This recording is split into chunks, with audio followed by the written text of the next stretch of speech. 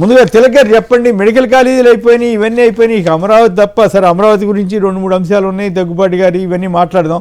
ఈ పోర్ట్లు ఇవాళ జగన్ గారు సందర్శించబోతున్నారు కదా, మరి ఎక్కడ ఎలాంటి అవాంతరాలు పెడతారో తెలియదు. కానీ పోర్ట్లు హార్బర్ల మీద కూడా వల వేయటం ఏంటి?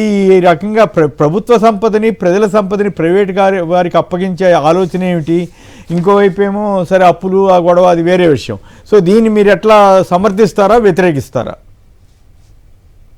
నమస్కారం కేసీఆర్ రాజీవ్ గారికి నమస్కారం. చంద్రబాబు నాయుడు గారు ఇంకో 3 ఏళ్ళు ఉంది. ఈ 3 ఏళ్ల అధికార పదవి పూర్తయ్యే లోపు ఈ రాష్ట్రాన్ని అమ్మేస్తారు. ఎందుకంటే ఒక్కటి కాదు కదా, ఒక రంగం కాదు కదా, ఒక ఏరియా కాదు కదా, అన్ని ప్రైవేటైజేషన్, అన్ని అమ్మకాలే ఇష్టారాజ్యంగా చేస్తున్నారు. అసలు ఈ రాష్ట్రాన్ని ఏం చేయదలుచుకున్నారు? ఒక పక్కన అప్పులు, ప్రతి మనిషి తల మీద కూడా లక్షల కొద్ది అప్పులు. ఈ రాష్ట్రాన్ని అప్రూపాలు చేసి వడ్డీలు కట్టలేక ఇబ్బందులు పడే పరిస్థితి తీసుకురావటం. రెండో పక్కన ఉన్న ప్రభుత్వ ఆస్తులని కూడా ప్రైవేట్ పరం చేయడం. ఇది అభివృద్ధి అంటారా? అభ్యుదయం అంటారా? ప్రజల కోసం చేస్తున్నామంటారా? ఎట్లా అవుతుంది? ఏ రకంగా అవుతుంది?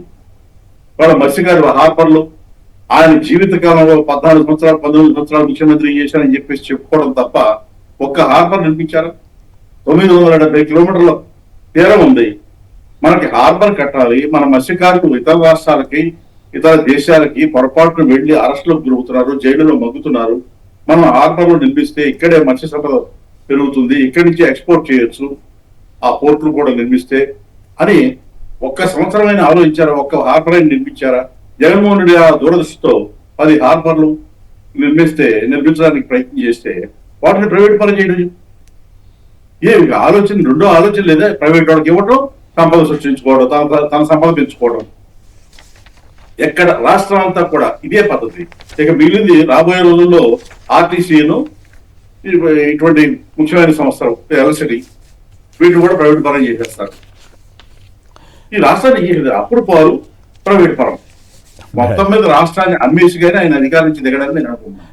రైట్. రాజీవ్ గారు చెప్పండి, వాళ్ళు జగన్ గారు టూర్ నేపథ్యంలో దీనికి ఏమాత్రం ఏ రకమైన ప్రాధాన్యత ఉంది? సార్, ముందుగా మీకు తిలక్ గారికి, సాక్షి టీవీ న్యూస్ ఛానల్ వీక్షకులందరూ కూడా నా హృదయపూర్వక నమస్కారాలు, శుభోదయం. సార్, చంద్రబాబు నాయుడు గారు అనే వ్యక్తి ఆంధ్రప్రదేశ్ రాష్ట్ర ప్రభుత్వాన్ని ఒక ప్రైవేట్ లిమిటెడ్ కంపెనీగా మార్చేశారు. పప్పు బెల్లాల రాష్ట్రాన్ని దాచుకో పంచుకో, ఇదే యొక్క ఫార్ములాని వీళ్ళు ఫాలో అవుతా ఉన్నారు. ఖచ్చితంగా తిలక్ గారు చెప్పినటువంటి మాటతో నేను పూర్తిగా ఏకీపిస్తాను. ఎందుకంటే చంద్రబాబు నాయుడు గారు రేపు 2029లో ఎటు అధికారంలోకి రాడు. 2029లో మళ్ళీ అధికారంలోకి వచ్చి ముఖ్యమంత్రి అయ్యేది వైఎస్ జగన్మోహన్ రెడ్డి గారు. ఈ విషయం అందరికీ ఇప్పటికే అర్థమైంది. కాబట్టి రేపు జగన్మోహన్ రెడ్డి గారు వచ్చినా ప్రజలకి ఏమి చేయడానికి వీలు లేకుండా ఓ పక్క భూములన్నీ కూడా దారదత్తం చేసేస్తాడు పైసలకి, ఇంకో పక్క లక్షల కోట్లలో అప్పు చేసేస్తాడు. అప్పు పుట్టక, భూమి లేక, రెవెన్యూ వచ్చేటటువంటి పోర్ట్ లాంటివి కానీ, లేదంటే విద్యావంతులుగా తయారైన మెడికల్ కాలేజ్ కానీ, ఇవన్నీ కూడా one by one slow poison మాదిరిగా ఆంధ్రప్రదేశ్ రాష్ట్రానికి ఒక చెదల చీడపురుగులా ఈరోజు ఈ యొక్క ప్రభుత్వం వ్యవహరిస్తా ఉంది. నెమ్మదిగా కిల్ చేసుకుంటూ వస్తున్నారు. అందులో భాగంగానే ఏదైతే గతంలో జగన్మోహన్ రెడ్డి గారు కేవలం 5 ఏళ్లే సార్ ముఖ్యమంత్రిగా పనిచేసిన, అందులో 2 ఏళ్ల కరోనా కాలం పక్కన పెడితే జగన్మోహన్ రెడ్డి గారు సుమారు 3 ఏళ్లు ముఖ్యమంత్రిగా ప్రజలకి నేరుగా పాలన చేసేందుకు అవకాశం దొరికింది. అయితే ఈ 3 ఏళ్ల కాలంలోనే జగన్మోహన్ రెడ్డి గారు 4 పోర్ట్లు, 10 ఫిష్ ల్యాండింగ్ సెంటర్లు, ఫిషింగ్ హార్బర్లు, 26,000 పైచిల కోట్లతో జగన్మోహన్ రెడ్డి గారు వెచ్చించి ఈ రాష్ట్ర దిశను మార్చడానికి ఒక ఋషిలా పనిచేస్తే ఈ రోజు చంద్రబాబు నాయుడు గారి ప్రభుత్వం వచ్చి ఎన్నేళ్ళు అవుతుంది దాదాపు. మరి ఏం చేశారు? ఎన్ని రూపాయలు ఖర్చు పెట్టారు?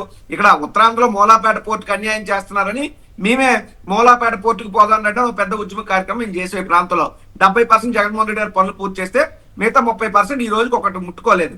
అదే విధంగా ఈ రోజు ఇక్కడ ఉన్నటువంటి జువెల్దిన పోర్టు కానీ, ఇవన్నీ కూడా ఫిషింగ్ హార్బర్ సంబంధించి మొత్తం మత్స్యకారులకు వెన్నుపోటు పొడుస్తున్నారు. ఎందుకంటే ఈ 10 ఫిషింగ్ హార్బర్స్ కనుక పూర్తయి ఉంటే 555 మత్స్యకార గ్రామాలకి సుమారు 6 లక్షల పైచిలకు మత్స్యకారులందరికీ కూడా వారి భవిష్యత్తు అద్భుతంగా మారేటువంటి అవకాశం. కానీ ఇవన్నీ మానేసి ప్రజలు అక్కర్లేదు, విద్యార్థులు అక్కర్లేదు, మత్స్యకారులు అక్కర్లేదు, ప్రాంత అభివృద్ధి అక్కర్లేదు, కావాల్సింది ఏమిటి అంటే ఏ రకంగా ప్రైవేట్ వాడికి పంచి పెడదాం, పప్పు బెల్లాల్లాగా ఏ విధంగా కిక్ బ్యాక్స్ తీసుకుందాం, ఏ విధంగా తమ సొంత సంపదని సృష్టించుకుందాం అనే పనే తప్పితే ఎక్కడా కూడా మత్స్యకారులకు కానీ రాష్ట్ర ప్రజానికానికి కానీ మంచి చేసే ఉద్దేశం లేదు. ఎవరైనా ఏ ప్రభుత్వంలో మత్స్యకారులకు నిజమైనటువంటి మంచి జరిగింది అంటే అది వైఎస్ జగన్మోహన్ రెడ్డి గారి హయాంలోనే జరిగింది. ఉదాహరణకి తండేలు లాంటి సినిమా కూడా జగన్మోహన్ రెడ్డి గారి ప్రభుత్వం నిజంగా మత్స్యకారులు ఆ రోజు చెప్పారు, సినిమా రిలీజ్ అయినంత వరకు మమ్మల్ని నోరిప్పద్దన్నారండి. సినిమా రిలీజ్ అయిన తర్వాత ఇప్పుడు జగన్మోహన్ రెడ్డి గారు అనే వ్యక్తి మాకు చేసిన మంచి మేము చెప్పుకోకపోతే మాకు పాపం చుట్టుకుంటుంది.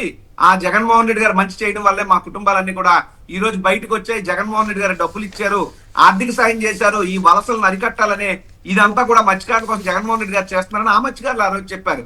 కానీ ఈ రోజు ఆంధ్రప్రదేశ్ రాష్ట్ర ప్రజల పరిస్థితి ఎలా ఉందంటే పాలు ఇచ్చే ఆవులు కాదని తన్నే దొలపోతుని తెచ్చుకున్నట్టుంది చంద్రబాబు నాయుడు గారి పరిస్థితిలో. ఎందుకంటే చంద్రబాబు నాయుడు గారు పూర్తిగా రాష్ట్రాన్ని అమ్మడానికి మాత్రమే ఈయన సంకల్పం చేసుకున్నాడు, అమ్మేస్తాడు, అందులో డౌట్ ఏం లేదు.